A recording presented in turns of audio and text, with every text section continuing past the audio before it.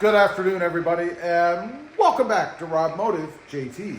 Today, we're gonna take a look at the cab air filters, or cabin air filters, in both the Jeep Gladiator behind me, as well as my wife's Jeep Wrangler. You see, the other day, I went to the store and I bought some more of these stinky things. These things that you're supposed to hang. Now, I don't typically hang them. Sometimes I actually put them on top of the air filters inside the cab, just to kind of disperse the scent a little bit. Now I'm going with the old wild cherry because I like that scent, but you can get whatever you want. So anyway, I was telling her that I got these and that I was going to look at the filter, and she says, well, when's the last time you checked the air filter in my Jeep? I said, well, that's a good question. Probably at least a year, maybe more, I don't know. So we're going to check both. I'll show you how to do it, and I'll show you where I usually put those stinky things, air fresheners, on top of the filter. So, first of all, you need to have access to the passenger side, obviously. The filter, in case you didn't know, for the cab is located behind, let's see, let's get some of our junk out of here. Now that you've got all your junk out of there, it's not too difficult to drop these. If you look over here, you'll see this arm. And what you have to do is kind of just push up on it a little bit and pull this arm up from the bottom. There's a little slot, or actually, if you pull it up a little bit, you can move it into that slot and then pull the arm out to the right, or the left rather, towards the steering wheel.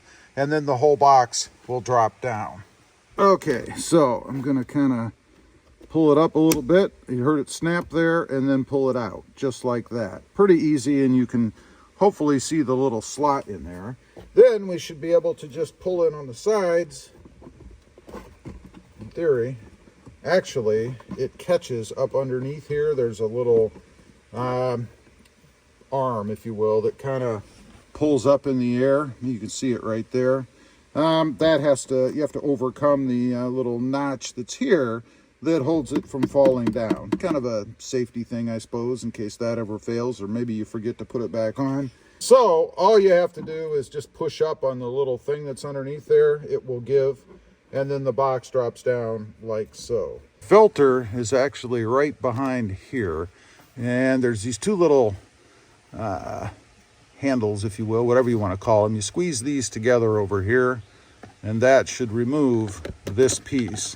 You can't see the left side, but there's a little tab right there that goes into the edge on the other side.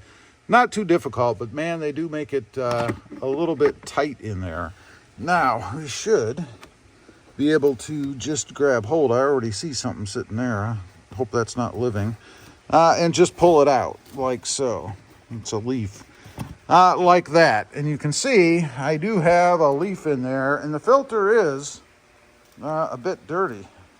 If you can see the stuff coming off of it, I think it should be replaced. If you want to get maximum efficiency out of it, you can see there's a little bit of stuff. You could probably sweep it out, but there's definitely some gunk in there. I can feel it on my hand, so it's doing what it's supposed to do. By the way, you want to pay attention. It shows airflow on the edge there pointing down. You want to put it back in the same way. I'll get the number off of it. It's right there, you can see, and if I can manage to find one, I'll leave a link down below. Sometimes these are a little difficult to find, but there's the Mopar part number. Now, as far as the air freshener, what I would normally do, or sometimes do, is just sit it on top here and then push it back in, and then when you're running your air, it will disperse that throughout the cab. So I'm going to go ahead and do that. We'll get it put back in and button this up, and then we'll check the wipes. All right, we've got it put back in. Just have to slide this over again to get that little arm in the edge over there. It's not too hard. And then it just clasps right back in.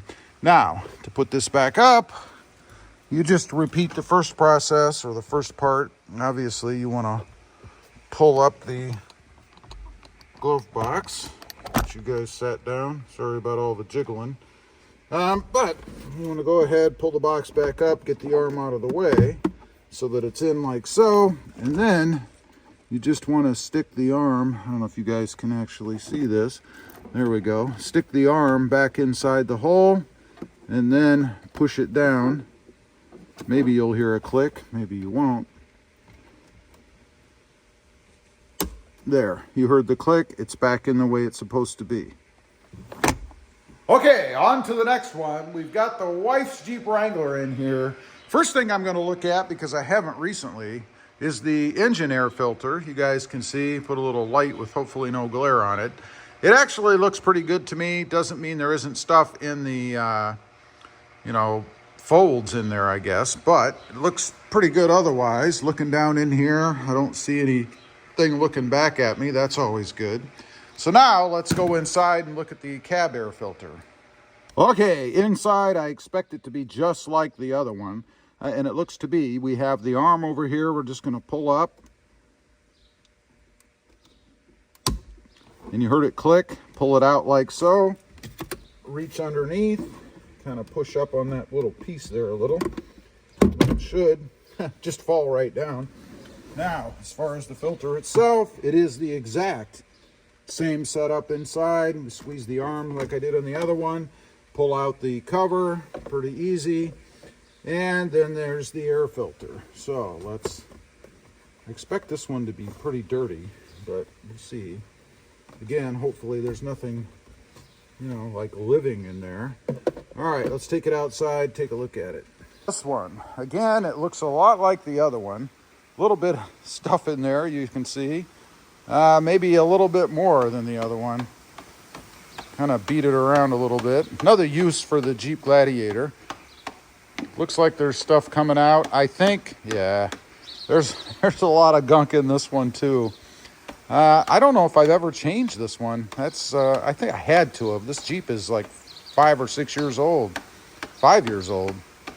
So I will order another one for this one as well, but you guys can see. Now, here's the part number in case you have a Wrangler. I'm guessing it's the same. It looks the same, but I'll have to see that when I play back the video. There's all the numbers and stuff. Again, there'll be a link down below if you're interested in checking out price and availability on these things. But it does look pretty dirty. Anyway, that is a quick look at the filters in both Jeeps, the Gladiator and the Wrangler. Again, they look to be the same to me. Just something to check out to make sure that you're running as efficiently as you can and that you're breathing nice, clean, fresh air while you're out there on the trails. Leave a comment. Let me know. Do you check these things ever? I'd be curious to know. Also, real quick, I do have 2 additional channels. Mod Driven, all about the Honda Civic, and Rob Motive, all about the Toyota Tacoma. Check them out, and if you're interested, why not subscribe? And while you're at it, smash the subscribe button here too. Thanks for watching. Stay safe out there. Bye.